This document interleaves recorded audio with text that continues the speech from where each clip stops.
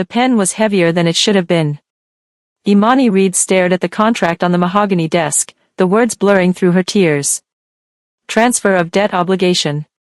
Full settlement. Legal guardian rights relinquished. The gold-embossed paper might as well have been a death certificate. Sign it. Her uncle's voice slithered across the dim study, thick with cigar smoke and expensive cologne that couldn't mask the rot underneath. Or you can explain to the collectors why a dead girl's daughter thinks she's too good to pay what's owed. The room was all deep blacks and shadowed browns, chandeliers glittering like distant, uncaring stars. Men in sharp suits lined the walls, witnesses, enforcers, vultures waiting for the signing of her life away.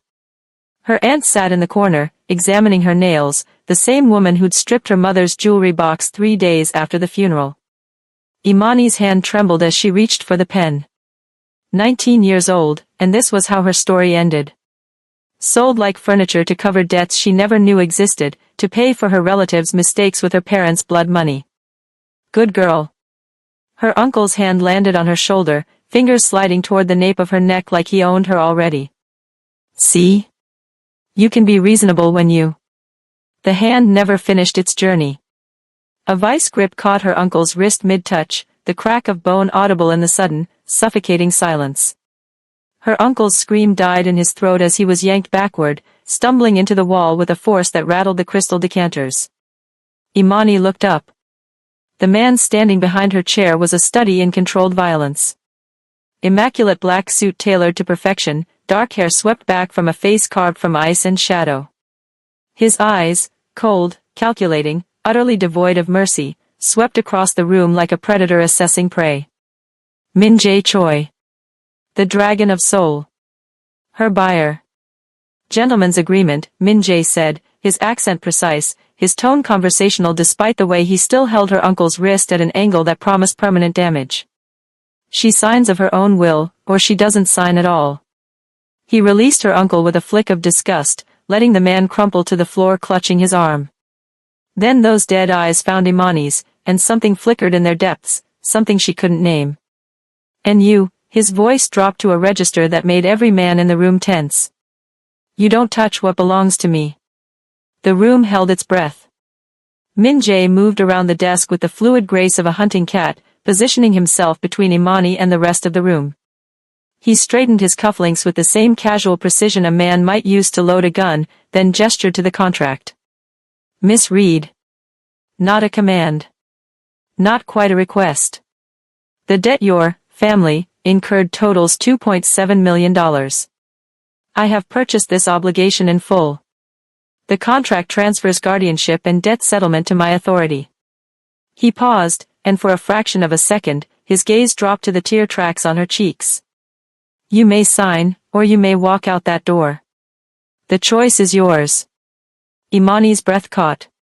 Every predator in this room had told her she had no choices left. But here was the most dangerous man in Korea, the man who'd just paid millions to own her, offering her the illusion of freedom. Or was it an illusion? Her aunt spoke up from the corner, voice sharp with panic. The agreement states. The agreement, Min Jae interrupted without looking away from Imani, states what I decide it states. I bought your debts, Mrs. Reed. Not your niece's will. He reached into his jacket, and every guard in the room tensed. But what he withdrew wasn't a weapon. It was a handkerchief, silk, expensive, monogrammed. He held it out to Imani. You're crying, he said simply. I don't require signatures from women in distress. Dry your eyes. Think. Then decide. Imani took the handkerchief with shaking fingers, the fabric impossibly soft against her skin. It smelled like sandalwood and something darker, more dangerous. As she pressed it to her face, she studied the man who'd just defended her from her own family. The Dragon of Soul. Cold-blooded. Merciless. The man who made entire syndicates disappear. So why did he care about her tears? Why did he stop her uncle's touch with more violence than he'd shown about the money? And why, did she feel safer in this moment, with a mafia boss between her and her own blood, than she had in months? Imani lowered the handkerchief. Picked up the pen. And met Min Jae's obsidian eyes. If I sign, she whispered, what happens to me? The corner of his mouth moved. Not quite a smile. More like the promise of something she couldn't yet understand. Everything, he said. Everything happens to you. The pen touched paper. And Imani Reed's old life ended with the scratch of ink across gold-embossed parchment, in a room full of shadows and chandeliers, under the watchful gaze of a dragon who'd been waiting for this moment far longer than she could possibly know. Sold. The car ride to Minjae's estate was 47 minutes of suffocating quiet.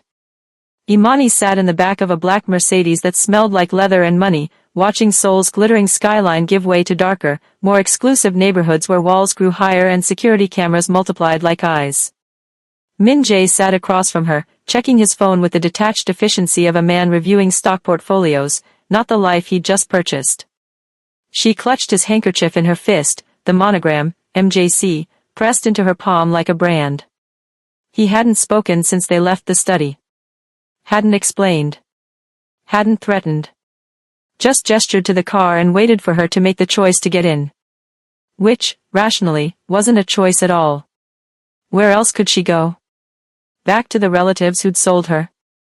To the empty apartment they'd already cleared out, her mother's things vanished into pawn shops and garbage bags. At least the dragon's cage came with a car that didn't smell like her uncle's cigars. The gates to the estate opened like a mouth swallowing them whole, wrought iron and security checkpoints, guards in dark suits who bowed to Min Jae's window. The house beyond was less a home and more a fortress. Modern architecture meets traditional Korean elegance, all clean lines and dark stone, windows that reflected the night sky like obsidian mirrors. Beautiful. Cold. Absolute. Just like its owner. Min Jae exited the car first, then, unexpectedly, held the door open for her. Imani stepped out onto marble pavement, her cheap sneakers squeaking against stone that probably cost more than her entire former life. This way. His voice cut through the night air, and he moved toward the entrance without checking if she followed. She did. What else could she do? The interior was exactly what she expected, minimalist luxury, every surface deliberate, every angle calculated. Dark woods, soft gold accent lighting, art that probably belonged in museums. But as they moved through the foyer, past a grand staircase that split like a serpent's tongue, Imani noticed something odd. Flowers. Fresh peonies, her mother's favorite, in a crystal vase on the entrance table. Min Jae noticed her staring. You don't like them? She swallowed. How did you know my mother loved peonies? He didn't answer. Just continued walking, leading her deeper into his world. They climbed the left staircase to the second floor, down a hallway lined with doors that might as well have been cells. Min Jae stopped at the last one, pushed it open, and stepped aside. Your room. Imani entered cautiously, expecting, she didn't know what. A cage? A prison cell dressed as luxury? Instead, she found a sanctuary. The room was enormous, floor-to-ceiling windows overlooking manicured gardens, a bed that could fit 4 people draped in silk the color of deep wine. But it was the details that made her breath catch. A vintage record player in the corner, a stack of vinyl beside it. Nina Simone on top. Her mother's favorite artist. A bookshelf filled with the exact editions she'd lost when her relatives cleared out her apartment, Octavia Butler, Toni Morrison, the worn copy of Their Eyes Were Watching God she'd annotated in high school. A desk with art supplies. The specific brand of charcoal pencils she used for sketching, the ones she could no longer afford. Her favorite snacks from the Korean corner store near her old place, honey butter chips, banana milk, arranged on a side table like an offering. Imani turned slowly, her heart hammering against her ribs. What is this? Min Jae stood in the doorway, backlit by the hallway, his expression unreadable. Your preferences. I assumed you'd be more comfortable with familiar things. But how? Her voice cracked. How do you know any of this? We've never met. You just bought me tonight and you know my mother's favorite flowers, my favorite artist, Get some rest, Miss Reed. He moved to leave, then paused, his hand on the doorframe. When he looked back at her, something ancient and hungry flickered behind his eyes. Tomorrow, we'll discuss the terms of your arrangement. But tonight, you're safe. No one will touch you here. No one will hurt you. Why? The word burst out before she could stop it. Why do you care? You paid to own me. Why does it matter if I'm comfortable or safe or? Because, Min Jae said softly, and the tenderness in his voice was somehow more terrifying than any threat, you were never supposed to suffer in the first place. He closed the door. Imani stood alone in a room that knew her better than a stranger should, surrounded by ghosts of a life she thought she'd lost, in the home of a dragon who'd been watching her long before tonight's transaction. And as she sank onto the bed, his silk handkerchief still clutched in her hand, one question burned through her mind. How long has he been obsessed with me? Imani didn't sleep that first night. Instead, she lay in silk sheets that cost more than her former rent and remembered the day her world ended. 3 months ago.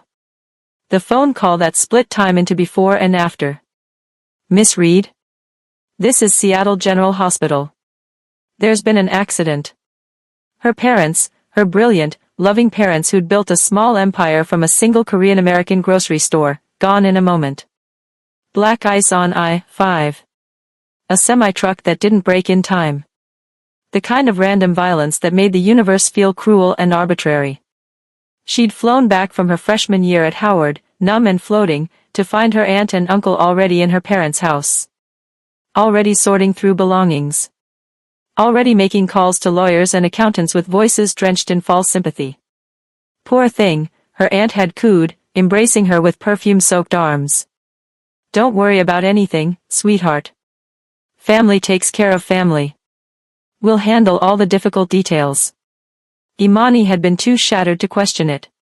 Too broken to notice when documents appeared for her signature, estate transfers, business dissolutions, things her grief-drunk mind couldn't process. Her uncle explaining in soothing tones about protecting her inheritance and simplifying the complicated assets. She'd signed. God help her, she'd signed everything they put in front of her. The grocery store, her father's pride, the place he'd built from nothing, sold within 2 weeks. Market value, her uncle assured her. The life insurance payout, mysteriously reduced by outstanding business debts she'd never heard of. Her mother's jewelry, her father's collection of rare Korean pottery, the savings account they'd built for her education, all of it flowing through her relatives' hands like water through a sieve. By the time the fog of grief lifted enough for Imani to ask questions, there was nothing left to ask about. Actually, her uncle had said, his smile sharp as a blade, there is something left. Turns out your father had some obligations. Gambling debts from his early days in Seoul, before he met your mother. Bad people, Imani. Very bad people. And now that he's gone, well, debts passed to family. She'd laughed. Actually laughed. That's insane. My father never gambled. He didn't even buy lottery tickets. Her uncle's smile never wavered. Tell that to the men who'll come collecting. Or, he'd leaned forward, all pretense of sympathy evaporating. Or you can be a good girl and fix the mess your parents left behind. That was 6 weeks ago. Now, lying in a dragon's fortress, Imani finally understood. Her parents never owed anyone anything. Her relatives had fabricated the debt, stripped her inheritance, and sold her to cover their own sins. And somehow, Min Jae Choi had known exactly when to buy. Morning came too soon, bleeding pale gold through floor-to-ceiling windows Imani hadn't thought to curtain. She woke disoriented, tangled in sheets that smelled like sandalwood and expensive detergent, her body convinced for 3 confused seconds that she was still in her cramped Seattle apartment.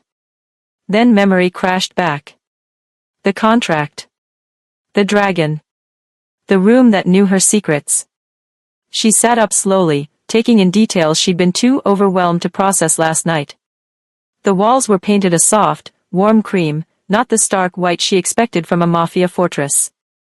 Original artwork hung in careful arrangement, a behind wily print she'd admired in a museum catalog once, a photograph of Seoul's skyline at sunset, and something that made her breath catch, a framed sketch of a black woman in traditional hanbok, the style unmistakably her mother's hand. How did he have her mother's art? A soft knock interrupted her spiraling thoughts. The door opened before she could respond, and a small Korean woman in her 50s entered carrying a breakfast tray. Her expression was professionally neutral, but her eyes held something almost like sympathy. "Good morning, Miss Reed. I'm Mrs. Pak, the house manager. Mr. Choi asked me to bring you breakfast." She set the tray on the desk with practiced efficiency. "He's been called away on business but will return this evening to discuss your arrangement." Imani's stomach chose that moment to remind her she hadn't eaten since yesterday's lunch. The tray held an unexpected spread: fluffy buttermilk pancakes with real maple syrup, turkey bacon cooked crispy the way she liked it, fresh strawberries, and, impossibly, a bottle of her favorite mango peach smoothie from the health food store 3 blocks from her old apartment. The same breakfast her mother used to make every Sunday. "How?" Imani's voice came out strangled. "Mrs. Pak, how long have you worked for Mr. Choi?" "5 years, miss." "Has he ever brought anyone else here? Like this?" Mrs. Pak's expression flickered: surprise, maybe, or discomfort. "No, Miss Reed. In 5 years, you're the first guest to stay in this wing." She moved toward the door, then paused. "Mr. Choi had the room prepared 3 weeks ago. Every detail personally approved. Whatever you're thinking about him, it's probably more complicated than you imagine." 3 weeks ago.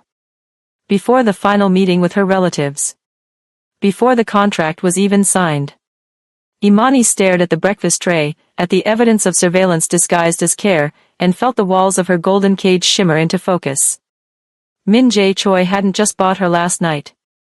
He'd been planning to own her all along. Min Jae returned at sunset, when the sky bled crimson through the windows and painted his fortress in shades of blood and gold. Imani had spent the day exploring her gilded prison, the room, at least, since she wasn't brave enough to wander the halls unsupervised. She'd sketched to calm her nerves, flipped through books without reading them, and constructed a dozen escape plans that all ended with the same question: escape to where? When the door opened without warning, she was curled in the window seat, still wearing yesterday's clothes because no one had offered her anything else. "Miss Reed." Min Jae stood in the doorway, somehow more imposing in casual clothes, black slacks, white shirt with sleeves rolled to his forearms. Less executioner, more dangerously human. "We need to discuss the terms." Her heart kicked against her ribs. "The terms of my ownership, you mean?" Something sharp flickered across his face. "Come with me." It wasn't a request. He turned and walked, clearly expecting her to follow. Imani hesitated for exactly 3 seconds before her survival instincts overrode her pride. She followed him through marble hallways to a private study lined with books in Korean, English, and languages she couldn't identify. He gestured to a leather chair across from his desk. She sat. He remained standing, backlit by the dying sun, studying her with those obsidian eyes that saw too much. "Ask me," he said quietly. "What?" "You have questions. Anger. Fear. Ask me whatever you need to ask, and I'll answer with the truth." He moved to pour himself whiskey from a crystal decanter, the liquid catching the light like amber fire. "But understand this first, I don't care about the money.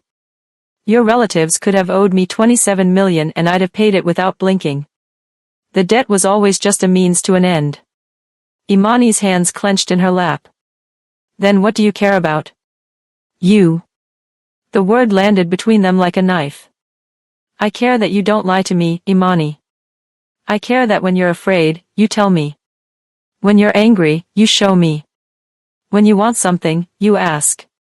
He took a slow sip, never breaking eye contact. "I've watched people perform their entire lives. I won't tolerate it from you. You want honesty?" Her voice shook with fury she'd been swallowing all day. "Fine. I think you're insane. I think whatever obsession made you stalk me and buy me like property is sick. And I think you're a monster pretending civility makes you anything else." The silence stretched. Then Min Jae smiled, a real smile, sharp and hungry and somehow satisfied. "Good," he said softly. "Now we can begin." Min Jae set his whiskey down and opened a drawer in his desk. When his hand emerged, it held a red leather folder, the kind lawyers used for important documents. He placed it on the desk between them like an offering. Open it. Imani stared at the folder as if it might contain a snake. What is it? The first truth. He slid it closer to her. Open it, Imani. Her hands trembled as she pulled the folder across the polished wood. The leather was butter soft, expensive, and when she lifted the cover, the first document stole the breath from her lungs. Deed of property transfer. Reed and Son Korean American Grocery. 1247 Jackson Street, Seattle, Washington. Transferred from Reed Holdings LLC. Transferred to Imani Grace Reed. Her father's store. The business her uncle had liquidated 6 weeks after the funeral, claiming market necessity and outstanding obligations. The place where her father had taught her to count in Korean, where her mother had sketched customers while manning the register, where Imani had spent every summer of her childhood stocking shelves and learning that home could smell like Gichiguru and possibility. I don't understand. Her vision blurred. They sold it. It's gone. They sold it to a shell corporation for 30 cents on the dollar. Min Jae's voice was clinical, but something burned beneath the surface. I bought that corporation yesterday. The store is yours again. Fully operational, fully staffed, generating the profit it always should have. Imani flipped to the next document. Then the next. Each one a piece of her stolen life, returned. Her mother's jewelry collection, recovered from 3 different pawn shops. The life insurance payout, deposited into an account in her name, the full amount, not the gutted remains her relatives had claimed. Her parents' house, purchased back from the investors her uncle had sold it to. Her college fund, mysteriously replenished and transferred to her control. How? The word caught in her throat. How did you do this so fast? I started 3 months ago. Min Jae watched her with predatory stillness. The day after your parents died, when your relatives began their theft, I began building the case to undo it. Every piece they stole, I tracked. Every lie they told, I documented. He leaned forward. You were never supposed to lose any of it, Imani. You were only supposed to lose your freedom long enough for me to give you everything else back. She looked up at him, tears streaming down her face, the red folder trembling in her hands. Why? Why would you do this? His expression shifted into something ancient and possessive and terrifyingly tender. Because, Min Jae said, you were mine to protect long before you were mine to own. Imani couldn't sleep again. The red folder sat on her desk like an accusation, each document a question she didn't know how to ask. Min Jae had left her alone after his confession, retreating into whatever dark business occupied Dragons after midnight. You were mine to protect long before you were mine to own. The words circled her mind like vultures. 3 months, he'd said. He'd been tracking her relatives' theft for 3 months. But the room, this room with its perfect details, her mother's art, her specific brand of charcoal pencils, had been prepared 3 weeks ago. How long had he really been watching? She rose from bed at 2 in the morning, driven by a need she couldn't name. The mansion was silent except for the whisper of her bare feet on marble floors. She moved through hallways lit by ambient nightlights, past closed doors and sleeping secrets, until she found herself in a wing she hadn't explored. The last door at the end of the corridor was different from the others, heavier, with a biometric lock that glowed soft red in the darkness. Imani touched the handle without thinking. It clicked open. Either Min Jae's security was catastrophically flawed, or he'd programmed her access deliberately. She suspected the latter. He wanted her to find this. The room beyond stole the air from her lungs. It was a gallery. Walls lined with frames, a digital archive glowing on multiple monitors, filing cabinets with dates written in precise Korean script. And every single piece of it was her. Imani at 17, laughing outside her high school in Seattle. Imani at 18, moving into her Howard University dorm, her father's arm around her shoulders. Imani at the Korean grocery, sketching behind the counter. Imani at her mother's grave, alone and breaking. Photographs. Dozens of them. Hundreds. 3 years of her life catalogued like a museum exhibition of obsession. But it wasn't just photos. There were sketches, professional quality, rendered in charcoal and ink, of her face from every angle. Notes in Korean she couldn't read. A timeline on the wall tracking her movements, her routines, her relationships. Contact sheets from a surveillance operation that should have terrified her. She moved deeper into the room, her hands shaking. Found a leather journal on the desk, opened to a page dated 2 years ago. She ordered the mango peach smoothie again today. 3rd time this week. Her smile when she drinks it reminds me of summer in Jeju, before everything burned. You weren't supposed to find this tonight. Imani spun. Min Jae stood in the doorway, still dressed, as if he'd been waiting. His expression was carefully blank, but his hands were clenched at his sides. 3 years, she whispered. You've been watching me for 3 years. He didn't deny it. Didn't apologize. Just met her eyes with that terrible, unwavering intensity. Longer, he said quietly. But I only started documenting 3 years ago. The gown was a work of art, midnight blue silk that pooled like oil, cut to honor every curve Min Jae had apparently memorized years ago. Imani stared at her reflection and barely recognized the woman looking back. Hair styled in elegant locks swept to one side, makeup subtle but devastating, jewelry that probably cost more than most people's cars. She looked like she belonged in his world. That was the terrifying part. You're ready. Min Jae appeared behind her in the mirror, immaculate in a tailored tuxedo that made him look less like a gangster and more like old money royalty. He extended his arm. Stay close to me tonight. Speak only when spoken to. And if anyone makes you uncomfortable, you look at me. What is this event, exactly? A gathering of interested parties. Business associates, allies, competitors. His smile was knife-sharp. I'm introducing you to Seoul's underworld. They need to understand what you are to me. What she was to him. His obsession. His possession. His, what? The word, girlfriend, seemed laughably insufficient for whatever sick, complicated thing bound them together. The ballroom was old-world opulence meets modern excess, crystal chandeliers the size of cars, marble floors polished to mirrors, and enough wealth concentrated in one room to end world hunger twice over. Men in expensive suits and women dripping diamonds turned to watch as Min Jae entered with Imani on his arm.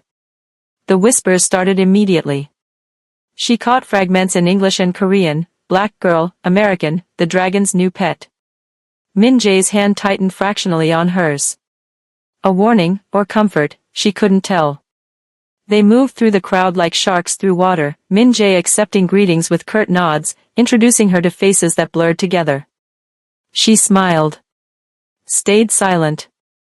Played the part of beautiful accessory while her skin crawled with the weight of predatory stares. Then they reached a man who looked at her like she was meat on a hook. Older, European, with cold eyes and a smile that made her want to shower. He said something in Korean to Min Jae, casual tone, but the men around them tensed like soldiers anticipating gunfire.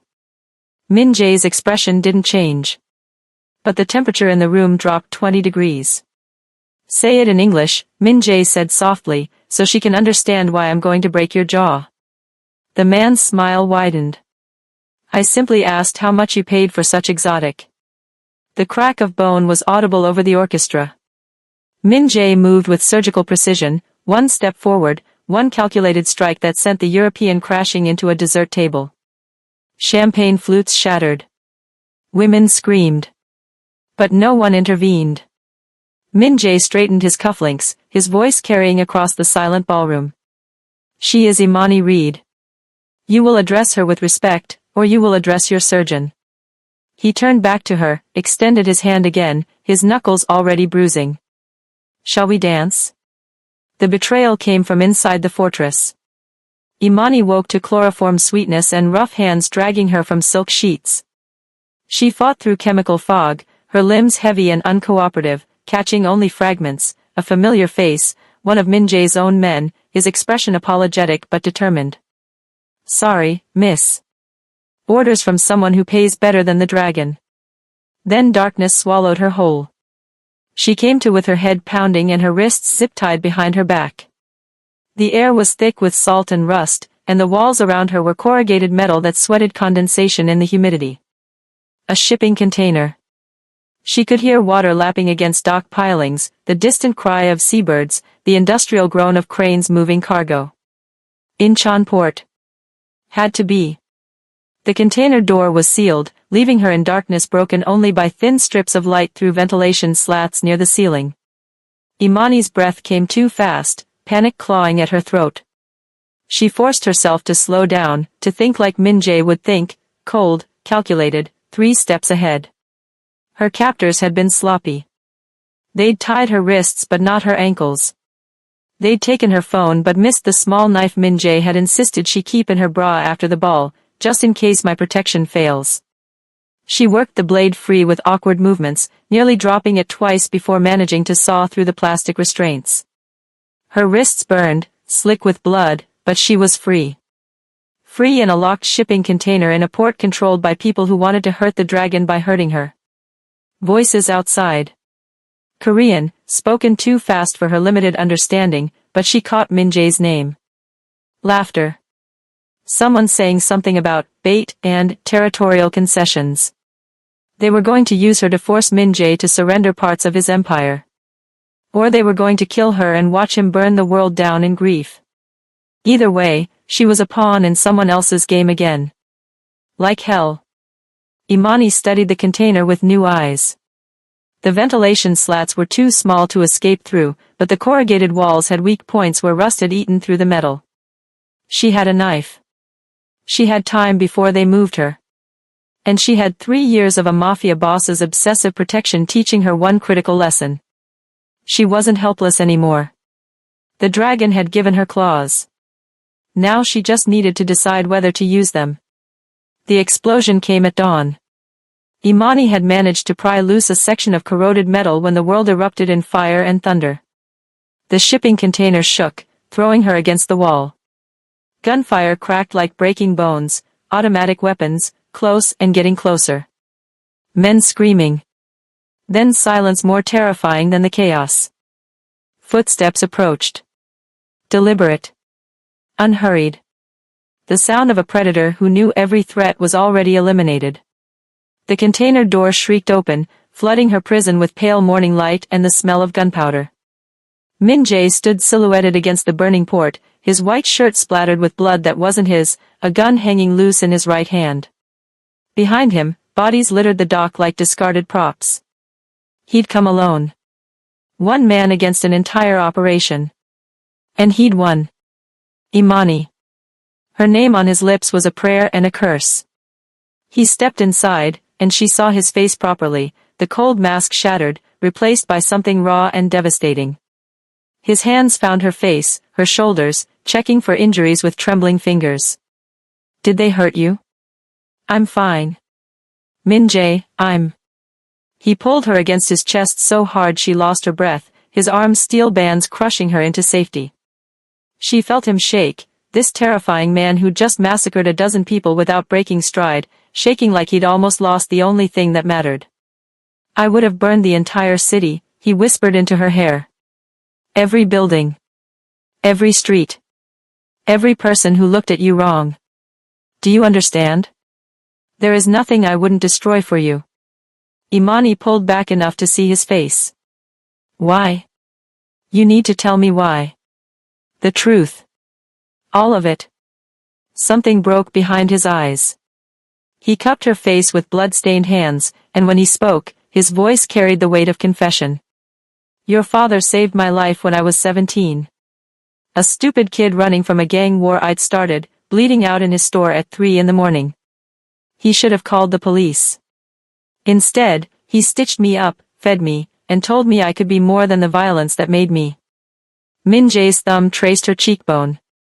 I spent the next decade becoming the dragon so I'd be powerful enough to protect his family if they ever needed it. Imani's world tilted. My father knew you? He never knew what I became. But when he died, when your relatives started their theft, I knew exactly how to save you. His smile was bitter, broken. I fabricated the gambling debt, Imani. I created the trap that forced them to sell you. Because it was the only way to bring you here, into my protection, before they destroyed you completely. The confession hung between them like smoke. You orchestrated everything, she breathed. My whole nightmare. To end a worse one. Yes. The rain fell in sheets the day Imani returned to her family home. Not as a victim. Not as the orphaned girl they'd stripped and sold. But as something new, something forged in obsession and fire and the terrible understanding that monsters could love, and love could be monstrous. The Mercedes pulled up to the house her parents had built, where her childhood lived in every corner, now infested with parasites wearing her blood. Min Jae's men flanked the entrance, silent sentinels in dark suits, guns hidden but promised. Min Jae opened her door himself, extending his hand. You don't have to do this. I can handle it. No. Imani stepped out into the rain, letting it soak her hair, her skin, washing away the last traces of the girl who'd signed her life away in that smoky study. This is mine to do. Her aunt answered the door, irritation melting into shock, then fear. Imani? What are you? Get my uncle. Now. They gathered in the living room like a parody of family, her aunt clutching pearls that had belonged to Imani's mother, her uncle in a chair that had been her father's favorite, surrounded by artwork and furniture they'd stolen from a dead man's legacy. Imani stood before them with the dragon at her back, silent and lethal. You have 1 hour to remove yourselves from this house, she said, her voice steady as stone. Take nothing but the clothes on your backs. Every item here belongs to my parents' estate, which has been legally restored to me. Every account you emptied has been refilled and frozen under my control. Every lie you told has been documented and delivered to the appropriate authorities. Her uncle surged to his feet. You can't. I can. Imani smiled, and it was Min Jae's smile, sharp and merciless. Because the Dragon of Soul decided I could. Because the most dangerous man in Korea spent 3 years building a case against you. Because you sold me to a monster who loved me enough to give me everything back, including my teeth. She stepped closer, and her uncle flinched. You wanted me to pay for your sins, Imani whispered. So I did. And now the debt is settled, the accounts are balanced, and you have 58 minutes to get out of my house before I stop being merciful. They fled into the rain like the rats they'd always been. Hours later, Imani stood on the balcony of Min Jae's fortress, their fortress now, overlooking Seoul's glittering sprawl. His arms wrapped around her from behind, chin resting on her shoulder, and for the first time since her parents died, she felt whole. Regrets? He murmured against her neck. She laced her fingers through his, these hands that had killed for her, stolen for her, orchestrated her salvation through damnation. Only one, Imani said softly. That it took me so long to stop being afraid of what we are. The dragon's queen smiled into the night, and the city below trembled.